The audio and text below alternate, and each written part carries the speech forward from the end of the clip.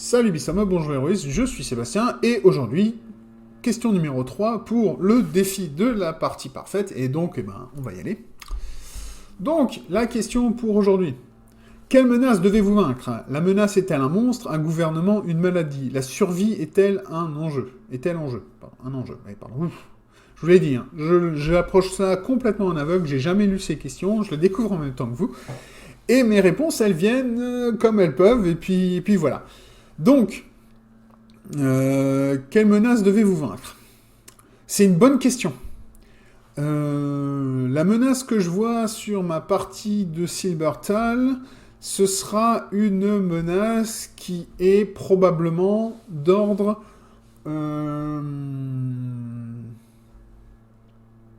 vaguement occulte.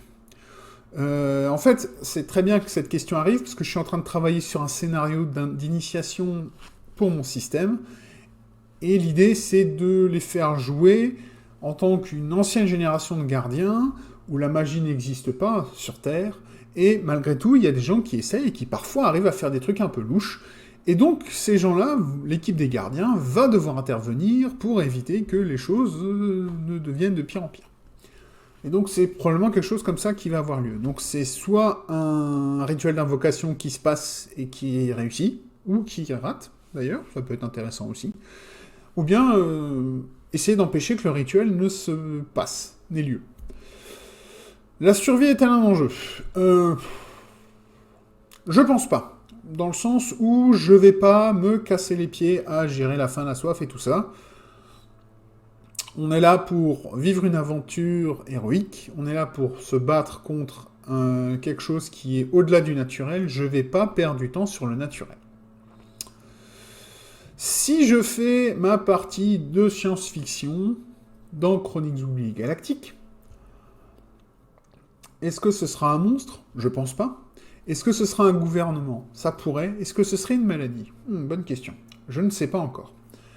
Si je devais faire quelque chose de ce côté-là, une maladie, le problème, c'est que généralement quand vous faites combattre une maladie, surtout dans un setting moderne, ou science-fiction, c'est les joueurs scientifiques qui vont s'éclater, et les autres, ils vont se tourner les pouces. C'est un peu le syndrome du Jedi ou du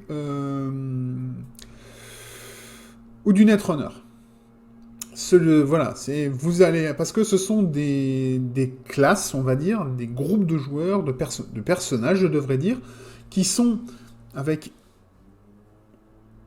Ils ont des objectifs de jeu différents du joueur classique. Et donc, forcément, les autres, qui sont les joueurs un peu plus classiques, vont s'emmerder pendant que ceux-là s'éclatent. Et donc, on a un gros problème. Donc, j'éviterai la maladie. Le gouvernement, l'avantage, c'est que le gouvernement, derrière, ça reste des humains. Donc, ça reste des gens. Donc, on peut gérer un peu de tout. On peut gérer du politique, on peut avoir de l'action, on peut avoir de l'enquête, on peut avoir... de l'espionnage, on peut avoir un peu tout ce qu'on veut avec ça, et ça laisse la porte ouverte. Donc, le gouvernement, je vais le retenir pour la SF, et quelle sera la menace précise? Eh ben, la menace précise, si je devais lancer ça, ce serait... Qu'est-ce qui pourrait être intéressant?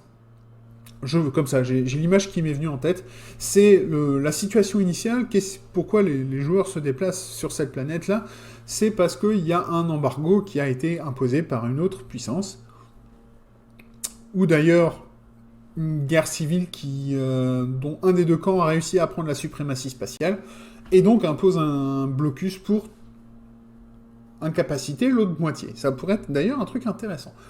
Et ça ouvre l'idée qu'il y a peut-être un des deux camps, ou les deux d'ailleurs, qui sont en fait des proxys pour une guerre de plus haut niveau, un peu ce qu'on voit actuellement, ou ce qu'on voit régulièrement chez nous, sur notre terre à nous, il y a des nations qui sont financées, équipées par d'autres, qui ne peuvent pas se faire la guerre ouvertement, donc elles financent des proxys qui vont se taper dessus, parce qu'eux ils peuvent.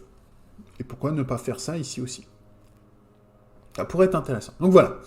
Donc la menace pour Silbertal, ce sera une menace occulte. Et pour la SF, ce sera vaincre un blocus. En tout cas, c'est pour ça qu'ils arrivent au début.